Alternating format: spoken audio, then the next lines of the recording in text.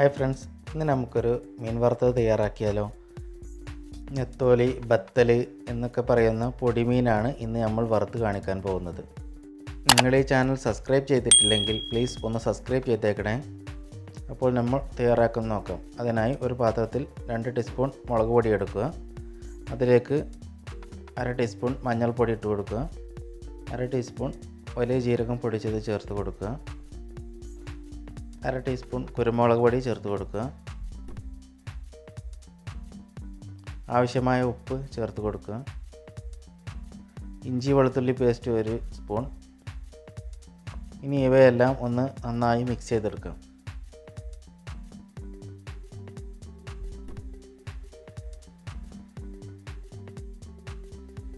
ഇനി നമുക്ക് ഇതിലേക്ക് 2 ടീസ്പൂൺ കുക്കിംഗ് ഓയിൽ ചേർത്ത് കൊടുക്കാം.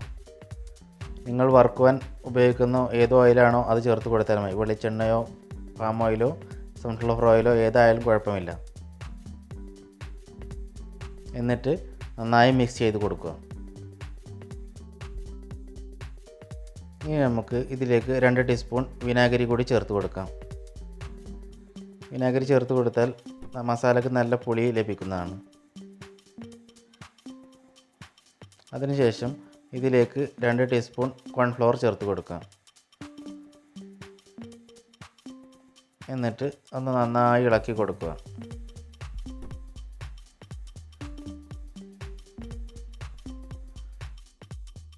ഇനി നമുക്ക് മസാലയിലേക്ക് അല്പം കൂടി വെള്ളം ഒഴിച്ച് ഒന്ന് നന്നായി ഇളക്കി യോജിപ്പിച്ചെടുക്കാം.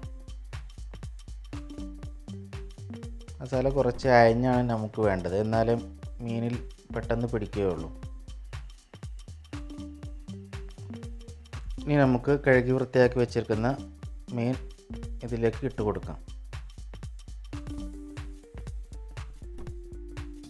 എന്നിട്ട് ഒരു സ്പൂൺ കൊണ്ട് ഒന്ന് നന്നായി മിക്സ് ചെയ്തെടുക്കുക. നന്നായി മിക്സ് ചെയ്ത ശേഷം ഇതൊരു അരമണിക്കൂർ നേരം നമുക്ക് റെസ്റ്റ് ചെയ്യാൻ വേണ്ടി വെക്കാം.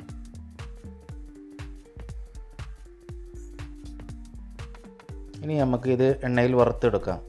അതിനായി നല്ല ചൂടുള്ള എണ്ണയിലേക്ക് ഒരു തണ്ട് കറിവേപ്പില ഇടുക. അതിനുശേഷം ഇതിലേക്ക് നമ്മൾ തയ്യാറാക്കി വച്ചിരിക്കുന്ന മീൻ ഒരു കയ്യിൽ ഉപയോഗിച്ചോ കൈ ഉപയോഗിച്ചോ കുറച്ച് ഇട്ട് വറുത്തെടുക്കാം.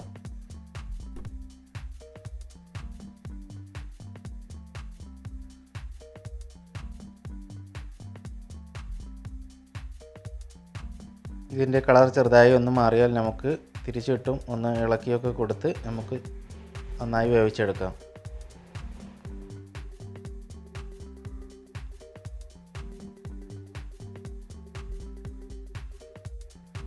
ഇപ്പോൾ നമ്മുടെ മീൻ നന്നായി വെന്തിട്ടുണ്ട്.